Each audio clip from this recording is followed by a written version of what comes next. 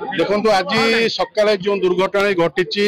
निश्चिंत अत्यंत दुखदायक अत्यंत निंदनीय। रांदिया पंचायत निवासी मिनती परिड़ा नामक जड़े महिला आज सकाଳେ कौन कारणवश से भद्रक मुख्य चिकित्सालय को चिकित्सित आसी किंतु दुर्घटनावशतः लिफ्ट चापी जबार देहांत होईछि। स्वाभाविक कथा परिवार वर्ग प्रतिक्रिया रखी जिला प्रशासन एवं आमे माने मध्य उपस्थित होई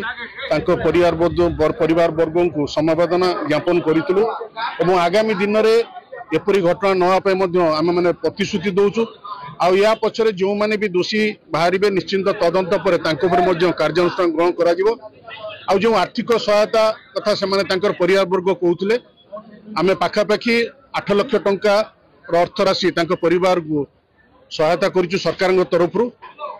एवं आपण मानकु निवेदन करुच्ची जेहेतु एटा गोटे दुर्घटना घटी निश्चिंत एक मूल्यवान जीवन आम प्रत्येक जीवन आम मूल्यवान आम तो जीवन फेरई पारू ना